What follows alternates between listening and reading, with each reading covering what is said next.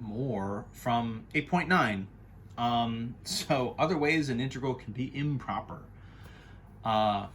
So we looked at, right, what you would sort of need to do if your boundaries, one or in theory both of your boundaries, is infinity. I guess we didn't technically talk about that, but in theory, if you have an integral from negative infinity to infinity over the entirety of the real numbers, you would just do two limits. You would do a limit. You do an integral a to b, you just do the limit as the b value goes to infinity and the a value goes to negative infinity. You would just do two separate limits. You would just combine the two ideas. So I guess now we've talked about it and we're good to go. I can't remember if that's shown up in the homework or anything. I think it's a pretty natural step to make from what we were doing before. So if the boundary has infinity on there, you kind of use these limits and you sort of flip things out. This is also useful if you end up integrating over an asymptote. So if you have a function whose graph has an asymptote, so we talked about something like 1 over x, right, that has an asymptote at 0. Anytime when you're kind of having these rational functions and you have kind of a division by 0, right, you get these this sort of division by 0. We kind of have been saying in some of the previous videos, a division by 0 usually gives you some sort of infinity, right? The sort of values peak and they shoot up to infinity. So you have kind of a similar question of, could you do an area there? What would happen? Would you even be able to kind of get a value? In theory, you could kind of do this stuff if you had a piecewise function with a discontinuity, but finding an area for something like that is kind of just a matter of doing the area from one region and then the area of the other and adding them together. I mean that's maybe a little bit more obvious. So these asymptotes give us the same kind of question we had before, which is, well, in theory this is kind of an infinite region, but it also is kind of a narrowing region. When can we do an antiderivative here, and what's it going to look like, and what's it going to be as far as finding an area? So for x equals p, which is some point on the interval ab, the setup here, the move is your sort of integral from a to b of f of x. So again, this is, if you've got some point p that's in between a and b, right? Essentially what you can do is you can break this integral up. I think we've kind of said this before. You could break an integral up, for a value, any value on the interval. Just break it from a to that value, and then right from the value to b, you can kind of break it in half. So just extend that and do it with limits. You do kind of one-sided limits here, right? So you're going to do the limit as c approaches p from the left, from a to c, right? Because that's going to be sort of coming from the left of f of x, plus the limit as c approaches p from the right, so coming from the other side, right, from c to b.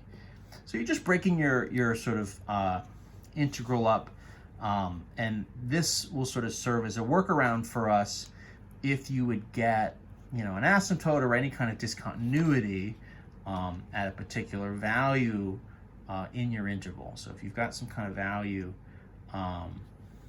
whoops, I wrote x equals c, but I suppose what I really meant was x equals p. P for point, right, kind of on your interval. So part of the work here is just to sort of figure out, is this step one, like, is this happening? Do I have this in reality? Is this a thing? So what you want to do is, look at your function and look at the interval and just see, right? Are there any kind of values here where you're going to have any issues? So you're obviously kind of looking for division by 0.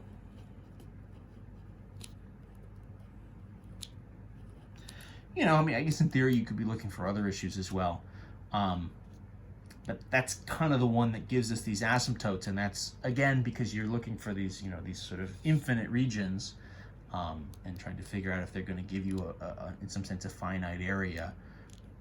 That's kind of the situation we're honing in on. So look for division by 0. For us, this is going to happen at x equals 0, right? So this is, 6 over x to the 1/3, right?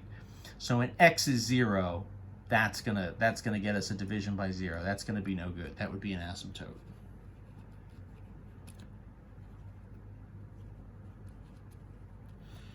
So that's the situation we're talking about. So what I'm going to do is break this integral up into two limits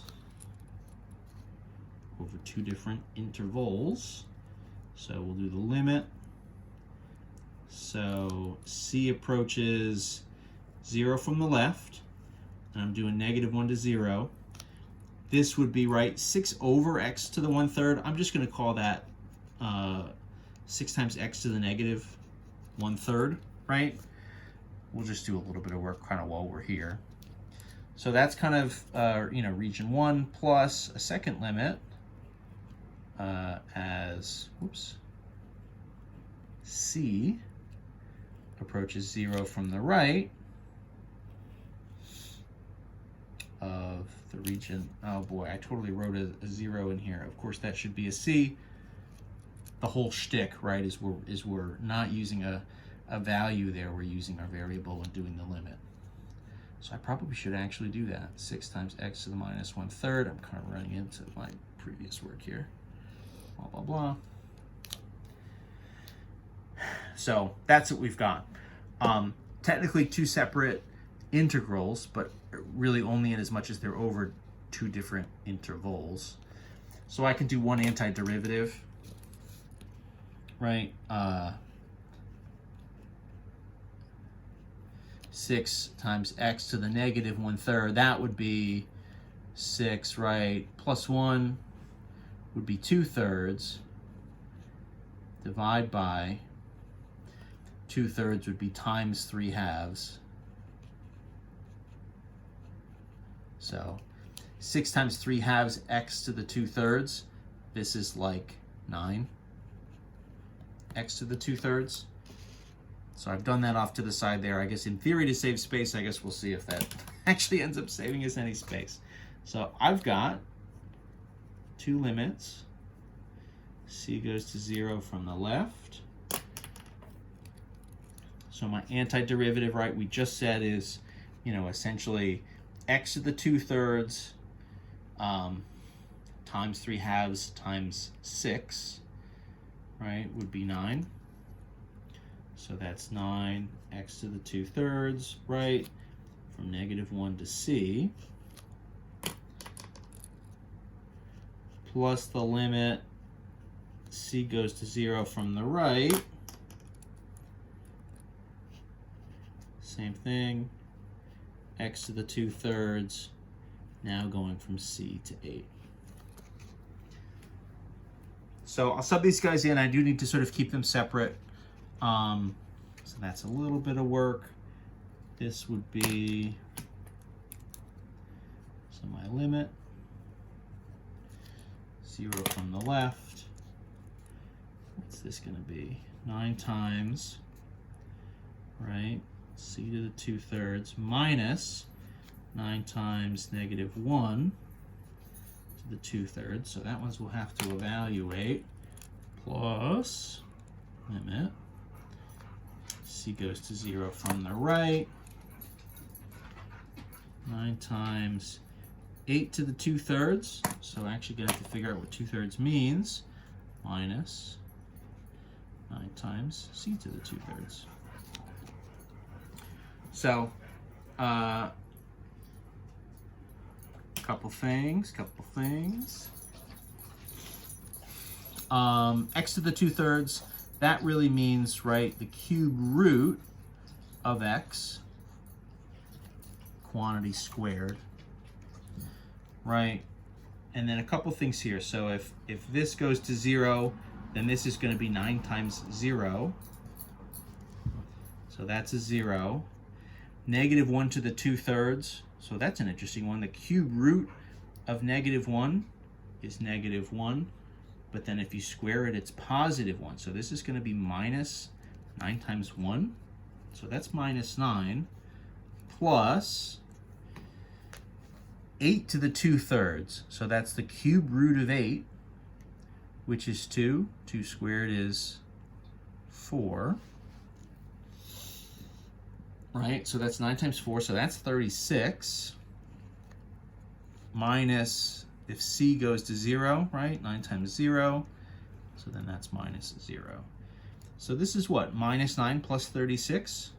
So this is going to converge, and it looks like we're going to end up at positive 27.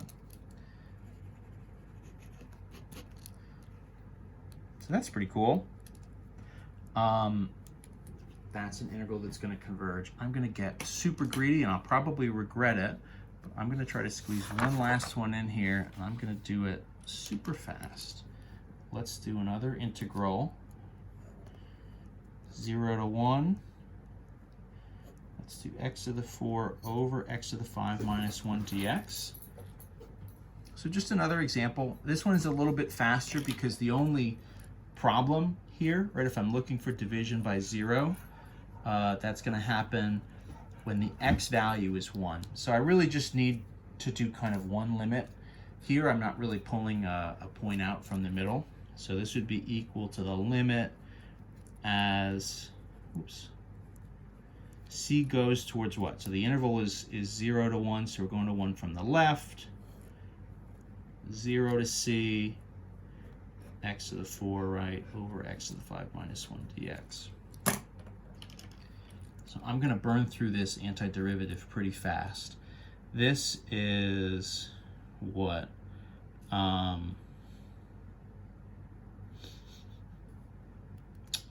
U sub, u is x to the 5 minus 1, so du dx is 5x to the 4. That's good, because I need to cancel the x to the 4 from the top, right? So limit, c goes to 1 from the left, the integral from 0 to c, x to the 4 over u, du over 5, x to the 4, so I get this over 5, x's to the 4 go away, so that's limit, c goes to 1 from the left, 1/5, integral 0 to c, this is going to get us some natural log stuff, right, because it's just 1 over u, c goes to 1 from the left, 1/5 natural log absolute u. Oh, and I was going so fast I didn't even bother to change my boundaries, but that's okay. All it means is I need to resub in for my u. So c going 1 from the left, 1/5 natural log right, so u was x to the 5 minus 1. And that's going from, right, 0 to c. So I'm just kind of resubbing in for the u, right? That used to be my u that was there. I just brought the x's back because these boundaries, right, were x values. So rather than do this sort of change of variable there, I kind of kept everything in terms of x, essentially because I forgot. That's okay, because if you forget, it's still totally doable. So this is going to be 1/5 natural log of what? C to the 5 minus 1. We've got our limit, minus 1/5 natural log 0 to the 5 minus 1. This is, you can see why we need this absolute value, right? It doesn't work otherwise. So this is going to be 1/5 natural log absolute. This is essentially going to be 1 to the 5 minus 1. That's 0, but from the right, oh boy, that's interesting. Is that from the right? Oh yeah, of course it is, because it's absolute. So that's 1/5, right? Minus 1/5 natural log, that's 1. That's 0. Here's the thing, natural log, as you go towards 0 from the right, it goes to negative infinity. Natural log, right, as you're going towards the axis, goes down to negative infinity. So that one's going to diverge. And that's your answer.